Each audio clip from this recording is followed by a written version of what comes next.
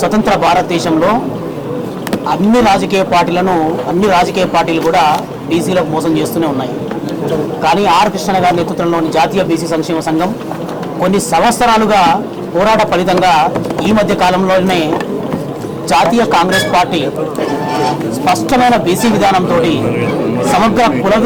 సమగ్ర కులగణన చేస్తామని చెప్పి, అలాగే ఆ కులగణను బేస్ చేసుకొని రిజర్వేషన్ల పరిమితిని కూడా పెంచుతామని, ప్రత్యేక మంత్రిత్వ శాఖను కూడా పెంచుతామని ప్రత్యేకంగా వాళ్ళ మేనిఫెస్టోలో ప్రకటించిన సందర్భం ఇది. మరి ఇలాంటి సందర్భంలో ఈ ఎలక్షన్ సందర్భంలో బీసీ సోదరులంతా ఇప్పుడు ఏం చేయాలి?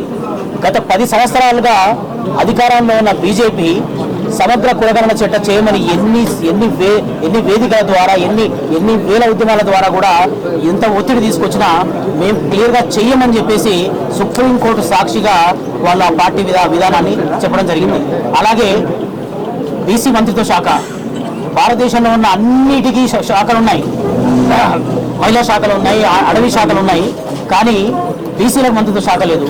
అలాగే ఈ మధ్య కాలంలో వచ్చిన మహిళా బిల్లులో మహిళలకు ప్రత్యేక ఉపకోట, అలాగే క్రిమిలేయర్ రద్దు, తర్వాత బీసీ ఉద్యోగులకు ఉద్యోగాలలో రిజర్వేషన్లు, ప్రమోషన్లలో రిజర్వేషన్లు, మరి ఇవన్నీ అంశాలలో 10 సంవత్సరాలుగా బీజేపీ పార్టీ కంటిన్యూగా బీసీలను మోసం చేస్తూనే ఉంది.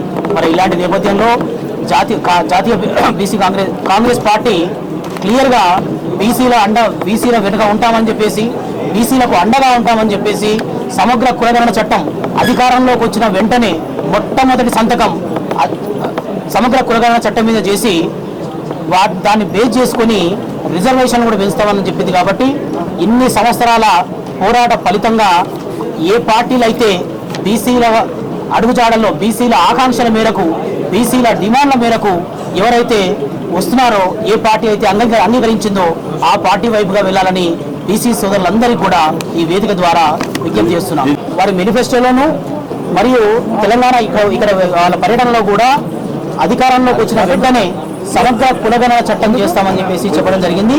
అలాగే దాంతో పాటుగానే సమగ్ర కులగణన చట్టం ఒక్కసారి బీసీలకు చేస్తే బీసీలకు రావాల్సిన అధికారంలో వాటా, ఆదాయంలో వాటా, రాజ్యాధికారంలో వాటా, అన్ని రకాలుగా రిజర్వేషన్ పరంగా కూడా రావాల్సినవన్నీ కూడా వాళ్ళు న్యాయంగా చేస్తామని చెప్పి ప్రకటించిన సందర్భాన్ని కూడా బీసీ సోదరులందరూ కూడా గమనించాల్సిందిగా కోరుకుంటున్నాం.